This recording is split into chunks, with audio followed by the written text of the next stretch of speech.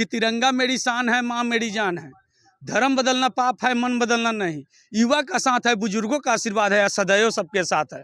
यानी नमस्कार, मैं हूं अमरेश प्रजापति। अभी मैं मौजूद हूं अयोध्या के सरजू तट पर, और जैसा कि आप हम आपको एक ऐसे व्यक्ति से मुलाकात करवाएंगे जो 3,500 किलोमीटर पैदल यात्रा कर करके पूरे भारत भ्रमण पर निकले हुए हैं और आज अयोध्या में मौजूद हैं और कई वर्षों से लगातार यात्रा कर रहे हैं। और हम उनसे जानने का प्रयास करेंगे कि कब वो निकले थे, उनकी पूरी यात्रा का क्या विवरण रहा है और अभी उनको अयोध्या में आकर के कैसा महसूस हो रहा है। सर, बहुत बहुत स्वागत है आपका। सबसे पहले मैं अपना परिचय आपका चैनल को धन्यवाद देता हूँ और सभी भक्तों को जय माता दी। मेरा नाम हुआ राजा बाबू, IAS जिलाध्यक्ष मुजफ्फरपुर से हूँ मैं, और यह मेरे दूसरी पद यात्रा है। और दूसरी पद यात्रा है, इसके पहले भी हमने एक मुजफ्फरपुर देवी मंदिर से माँ वैष्णो देवी के दरबार जो 16 जनवरी 2023 में शुरुआत की थी और 8 अप्रैल को मैं यात्रा को समाप्त किया था। और अभी का जो यात्रा जो शुरू हुई है 11 शक्तिपीठ का दर्शन करते हुए, जो कि 2 शक्तिपीठ हमने दर्शन कर लिया है। ये 3,000 किलोमीटर मैप द्वारा बताई गई जो मैं लिखवाई, लेकिन 3,000 प्लस होगी, जिसमें मैंने अंबिका भवानी छपरा में मैं दर्शन किया एक देवी माँ का, दूसरी या दर्शन में विलाक्षी माता बनारस में किया, और तीसरा का मैं यहाँ से अभी तो मैं अयोध्या में हूँ, अयोध्या होकर के मैं दिल्ली जाऊँगा। दिल्ली से कुरुक्षेत्र में एक काली माँ का है, वहाँ दर्शन करूँगा। फिर मनसा देवी जीरकपुर में जाके दर्शन करूँगा। फिर उसके बाद में आपको चंडी माता का दर्शन करेंगे, नैना देवी, चिंतपूर्णी, ज्वाला जी, कांगड़ा माता, ये सभी माताओं का दर्शन करते हुए यात्रा को माता रानी के पास जाके जम्मू कश्मीर में समाप्त करेंगे। अभी आप अयोध्या में मौजूद हैं। आपकी यात्रा कितने दिन पहले शुरू हुई थी और कितने दिन के बाद आप कितना किलोमीटर लगभग यात्रा करके अयोध्या में आए हैं? यह यात्रा मेरा 2 दिसंबर को मुजफ्फरपुर से शुरुआत हुई थी। जब भी मैं कोई यात्रा प्रारंभ करता हूं तो मैं सभी राज्य के मुख्यमंत्रियों, प्रधानमंत्री को मैं चिट्ठी दे करके मैं चलता हूं, जो कि मैं चिट्ठी में दिया था आदित्यनाथ योगी जी, यानी जो उत्तर प्रदेश के मुख्यमंत्री हैं, इनको मैं चिट्ठी दिया। माननीय प्रधानमंत्री जी को भी मैं चिट्ठी भेजा हूँ, हिमाचल के मुख्यमंत्री जी को भी मैं चिट्ठी, यानी सभी 6 और राज्य के मुख्यमंत्री को चिट्ठी और माननीय प्रधानमंत्री को दे करके तब हमने यात्रा प्रारंभ किया। अभी अयोध्या में आप आए हैं, सरजू तट पर मौजूद हैं। जैसा कि हम इधर आ जाइए, हम जैसा कि सरजू तट पे आप मौजूद हैं, अयोध्या में आकर के आपको कैसा महसूस हो रहा है जो सरकार के द्वारा जो काम करवाया गया है, और भगवान राम 22 तारीख को अपने भव्य मंदिर में विराजमान हो रहे हैं, क्या कुछ कहना चाहेंगे? जरूर कहेंगे। को लेकर के सबसे पहली बात कि ये अयोध्या जो है राम जन्मभूमि है। सबसे ये भारत जो है ना, देवों का भूमि कहा जाता है, भारत में देवों का वास है, और इसमें भी अयोध्या में राम जी का जन्मभूमि है, क्योंकि जितने भारत में जो भी देवता का जन्म हुआ हो या कोई ऐसा सिद्धपीठ या शक्तिपीठ है, वो सब अधिकांश भारत में ही है। तो ये राम जन्मभूमि है, तो यहाँ पे सभी के सपोर्ट सहमति के द्वारा बना, और बहुत बहुत बधाई हो कि ये 22 तारीख को इनका आगमन भी होने वाला है। और ये लेके मैं दूसरी बार अयोध्या में आया हूँ। इसके पहली बार जब मैं आया था 2 फरवरी को अयोध्या में आया था, तो उस समय शालीमार की मूर्ति पत्थर आई हुई थी, उसके कल परसों होकर के मैं आया था। तो उस समय भी यहाँ के जल पुलिस द्वारा बहुत अच्छा सम्मानित किया गया। उसमें नित्यानंद यादव जी से भी हमें मुलाकात हुई, जो यहाँ के जल पुलिस के सिपाही हैं।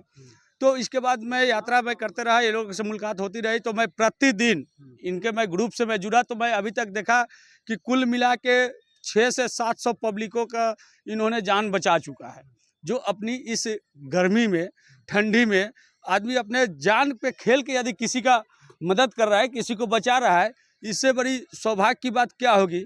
और ऐसे ऐसे बहादुर सिपाही को तो राष्ट्रपति से सम्मानित करना चाहिए, क्योंकि जल पुलिस वो चीज़ है, सिविल पुलिस तो है, वो तो चोर को पकड़ने में गोली खाते हैं, लेकिन जल पुलिस अपना जीवन दांव पे लगा के, अपना गहराई नहीं देखते, अपना जीवन दूसरे पे निछावर करके उनकी मदद कर रहे हैं, तो वैसे लोगों को सम्मानित करना चाहिए। तो कहीं ना कहीं आप मांग करते हैं कि... हाँ, जरूर मांग करेंगे, क्योंकि देखिए भैया, हम नेता नहीं है, वास्तविकता मेरा यात्रा ही है आपसी भाईचारा, विश्व मानव कल्याण, जो कि जब तक हम लोग आपस में एकता नहीं बना के चलेंगे तब तक कहीं से कुछ नहीं होने वाला है। क्योंकि इस कविता के दौरान एक मैं कविता भी लिखा था कि तिरंगा मेरी शान है, माँ मेरी जान है।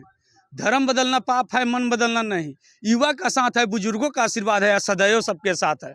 यानी चारों धर्म एक साथ मिलकर चलते हैं। तिरंगा इसीलिए भारत की शान बनी है कि सभी धर्म के लोग इसका सम्मान करते हैं। क्योंकि दो धर्म एक रंग में रंगा हुआ है। जैसे आपका हो गया हिंदू धर्म हो गया और सिख हो गया, और मुस्लिम धर्म जो है वो हरा यूज करते हैं, क्रिश्चियन धर्म है उजला यूज करते हैं। दोनों धर्म एक रंग में रंगा हुआ है, इसलिए सबसे ऊपर में भगवा कलर दिया गया है जिसको केसरी भी बोलते हैं।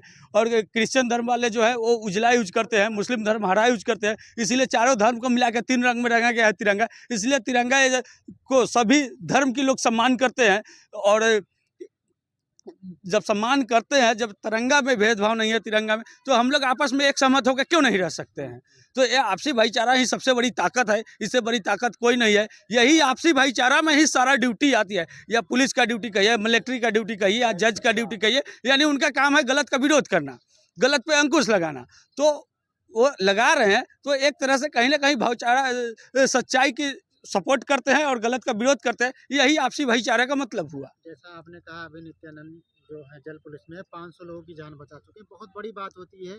500 लोगों को बचाना कोई आसान काम नहीं होता। जी जी जी उसको लेकर के आप अपनी जो पद यात्रा में है जी या जो शासन प्रशासन है या जी उनसे जी आप क्या कहना चाहेंगे, क्या मांग करेंगे?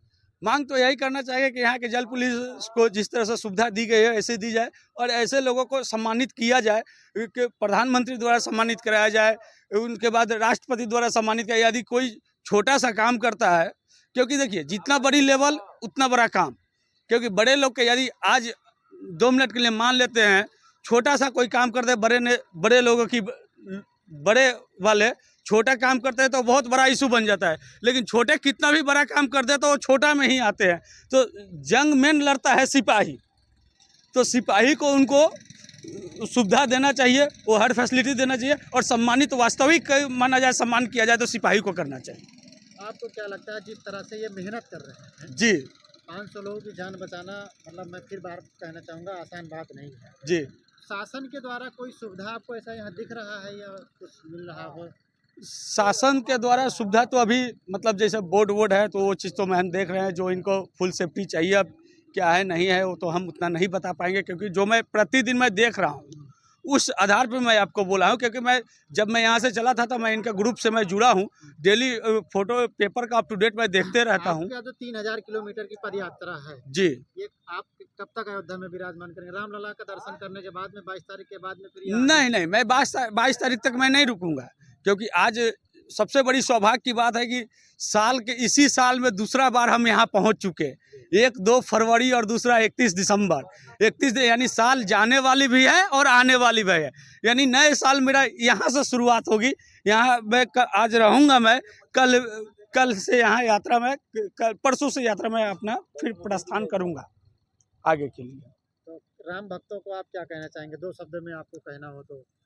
2 शब्द में कहना हो तो मैं एक ही चीज़ कहना चाहूँगा, और सही चीज़ मैं बोलूँगा, क्योंकि मैं ज़्यादा कुछ बोलता है, क्योंकि मैं पहले ही बोल दिया कि हम कोई राजनीति या नेता वाले लोग नहीं। जो बात है सो हकीकत है कि सबसे बड़ी भक्ति शक्ति में है। जब शक्ति होगी तो भक्ति होगी तो शक्ति ऑटोमेटिक उपलब्धि आ जाएगी। और ये तो राम का जन्म का भूमि है, यहाँ से तो राम जी का उत्पत्ति हुआ है। तो फिर यहाँ से जो लोगों का उत्पत्ति हुआ है, फिर यहीं पे जो अयोध्या में जो लोग हैं, तो ये लोग ऐसा ही राम के अंश लोग हैं। तो फिर ये लोग को भी वही मार्ग में चलना चाहिए कि मर्यादा पुरुषोत्तम क्यों कहा जाता है, क्योंकि वो अपने परवाह नहीं करते हुए, परिवार का परवाह नहीं करते हुए, दूसरों के यानी अपने राज को बरकरार रखने के लिए अपने आप को हर मर्यादा रख करके किसी का सही का साथ दिए। तो सच्चाई ही है राम। जो सच्चाई पे चले वही सबसे बड़ा कर्म है, और इससे आगे मैं कुछ नहीं कर सकता। चाचा क्या नाम है आपका? अभी जो हमारा नाम सुरेश प्रसाद पांडे। हाँ। हम अयोध्या तीर्थ पुरोहित हैं यहाँ के, अयोध्या के। हाँ। अयोध्या में जिस तरह से रामलला 22 तारीख को विराजमान होने वाले हैं, उसको लेकर के आप क्या कहना चाहें? बहुत खुशी की बात है।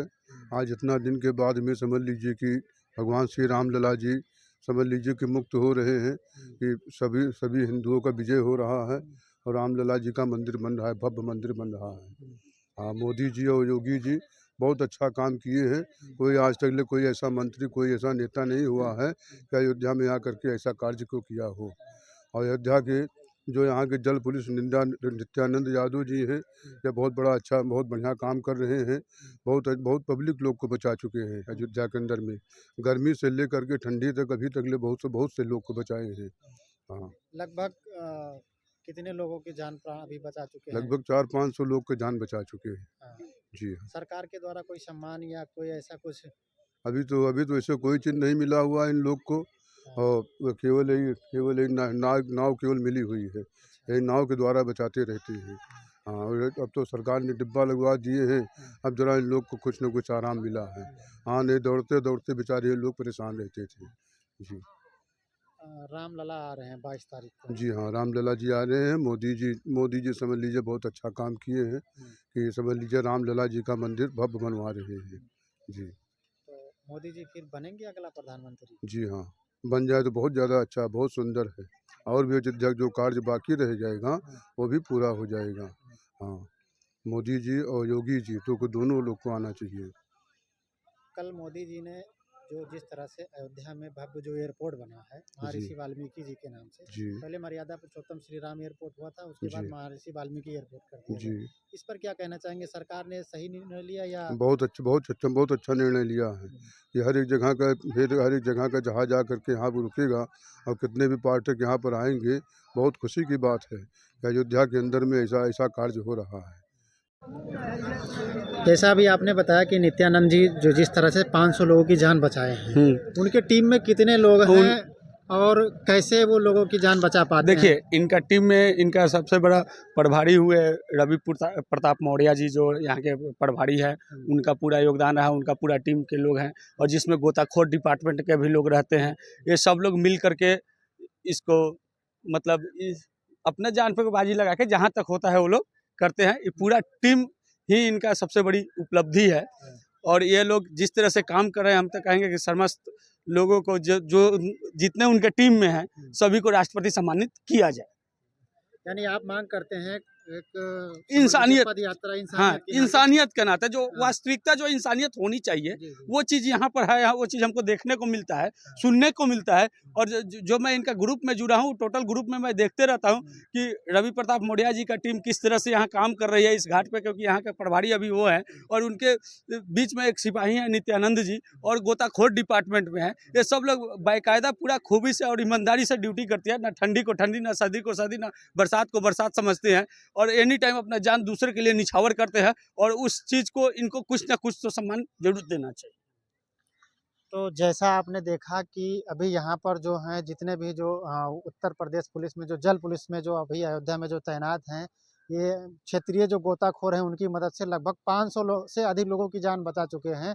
इस ठंडी के महीने में जहाँ पर लोग अपने घर में स्नान करना नहीं पसंद करते हैं, इस कड़ाके की ठंड में जब कोई व्यक्ति गलती से उनका पैर फिसल जाता है और सरजू की गहराइयों में जब वो चले जाते हैं, तो अपनी जान की बाजी लगा करके वो उन्हें बचाने का काम करते हैं। तो कहीं न कहीं मैं भी अपने चैनल के माध्यम से भारत सरकार से केंद्र सरकार से मांग करूँगा या राज्य सरकार से मांग करूँगा कि जो हमारे उत्तर प्रदेश पुलिस जल पुलिस के जो वीर जवान हैं, जो हमारे वीर गोताखोर हैं, या जितने भी जो उनके सहयोगी कर्मी हैं, सरकार उनके काम के मुताबिक उन्हें उचित सम्मान दे और उन्हें उस योग्य समझते हुए आगे भी पदोन्नत करे।